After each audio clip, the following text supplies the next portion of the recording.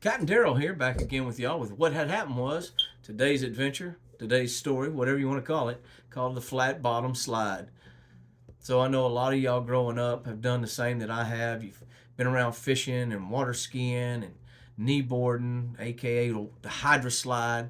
Some of you can even remember, like me, back when it first came out. Man, that was a bright yellow or a bright orange, depending on which one you were looking at. And then they went to a white color, but it was a knee board. This thing was awesome. And as a kid, you just had to have one, latest, greatest thing. Tubes were cool. Water skis were great. Slalom skiing was even cooler, and I even got to be around a guy that did some trick skis. It had no skeg on it, where he could spin it around and do things here at Toledo. Things I'd never seen before with water skis. And this was just the coolest thing, man, to be able to see this hydro slide, this kneeboard thing come out. And I was just on and on and on. Oh, I got to get one. I got to get one. I'm mowing yards and trying to save for it. And my granddad, bless his heart, he could build anything, would build anything.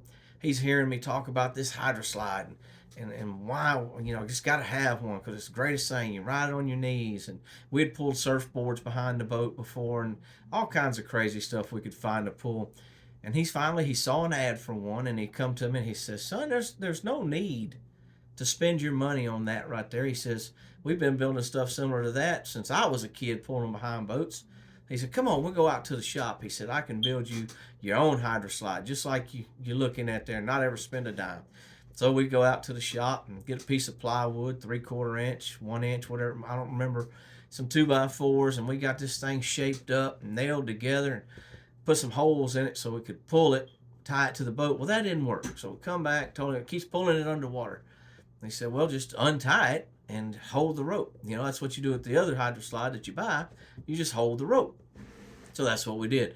Thing worked great. We picked splinters out the first few days and come back, was telling me, "Man, it's great, this is awesome. Except we're getting splinters." So he got out some old indoor-outdoor carpet that he had out in the shop from some project he had worked on something else. And he put that carpet on there and stapled it down, and we rode that thing for 2 or 3 summers. We rode it before we actually finally bought a hydro slide and retired that one. But man, I miss my grandfather and appreciate all that he did for me through the years. Love that man to death, could build anything. But that is what had happened was.